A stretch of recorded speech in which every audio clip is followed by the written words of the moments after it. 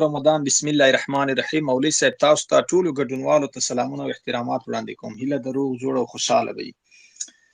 رابسو د انتقاد بحث ته، د سالم انتقاد بحث ته. ګورئ، دا انتقاد د ټولنې یو اصلاحي برخه ده، د حکومتونو یو اصلاحي برخه ده، د اشخاصو یو مشروع اصلاحي برخه ده. انتقادونه چې په کوم حکومت کې، په کوم مشروع ټولنه کې، په کوم جغرافیا یا هیواد کې موجود وي، هغه انتقاد پذیره ټولنه ډیره سالمه وي. البته د انتقادونو ترمنځ باید توپیر وي. فرضاً که موږ تاسې نړیوالو بشري قوانینو په اساس انتقاد تعریف کو، انتقاد یوازې په اشخاصو موږ تاسې کولی شو. په حکومتونو هیڅ چاته اجازه نشته چې موږ تاسې انتقاد وکړو، ځکه دغه د قانون نقض اشخاص رامنځته کوي. حکومت خو قانون نه نقضوي، حکومت خو دغه بشري قوانین نه نقضوي. حکومت کې خو نیمګړتیا نه وي موجوده، هغه خو یو قانون دی، تصویب سوی دی، طرحه سوی دی، هغه یو بشپړه قانون دی. داسې څوک یې نقضوي، هغه زه یم، هغه ته یې، هغه یو بل شخص دی د دې جامعې او د دې ټولنې. نو دلته چې موږ تاسې راجګاډو په حکومت باندې انتقادونه کوو، دا علمي جنبه نه لري، بشري جنبه نه لري. د نړیوالو قوانینو په اساس هم دا یو نقض دی، یو حقوقي نقض دی. نو دغه اساس باندې موږ تاسې د انتقاد تعریف پیدا کولی شو چې انتقاد یوازې په اشخاصو باندې ممکن دی. دا چې ځینې راځي په حکومت باندې اشخاص کوي، عقده کوي.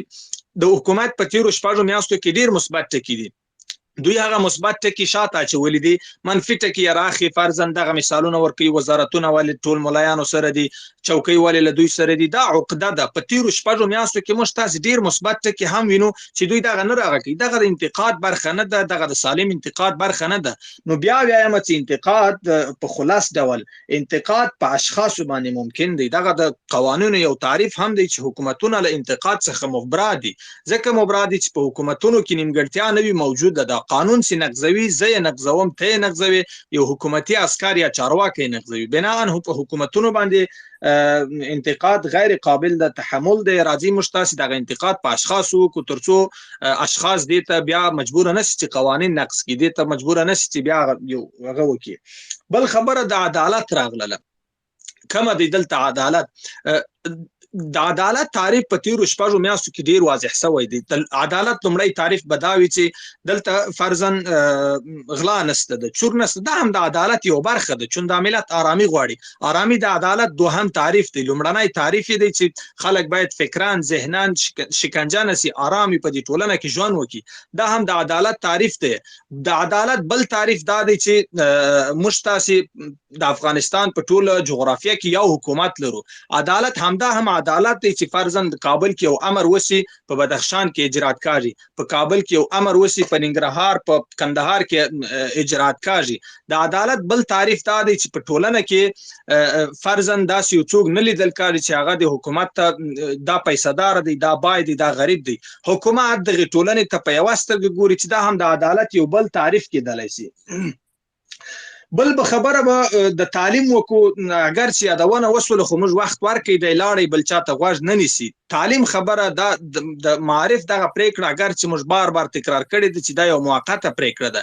پوهنتونونه خلاص دي. که چیرې موږ تاسې د حکومت پالیسۍ ته وګورو، وخت چې پوهنتون خلاص وي، له شپږم نه تر شپږمه پورې ټولګي ټول خلاص وي، دغه وسطي دوره ولې بنده سوې ده؟ حتما کومه نیمګړتیا موجوده ده، حکومت د بهبودۍ لپاره کار کوي.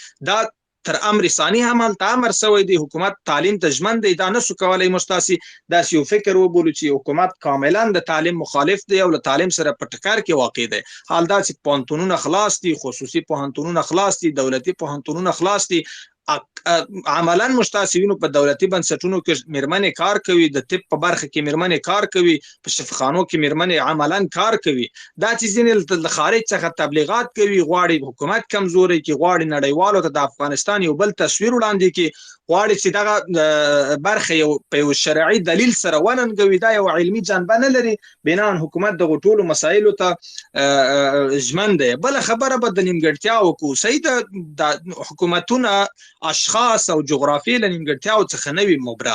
نیمګړتیا حتما موجوده وي، خو هغه امتونه، هغه رعیت چې لاندې موجود وي، د حکومتونو تر رهبرۍ لاندې کار کوي، هغه د اصلاح کار کوي. فرضاً که زه مخالف یم د حکومت، ځکه عقده له حکومت سره ونه لرم، زه باید د هغې نیمګړتیا لپاره دلایل ولرم. داسې یو طرحه ورته وړاندې کړم چې حکومت د هغې نیمګړتیا د اصلاح لپاره کار وکړي.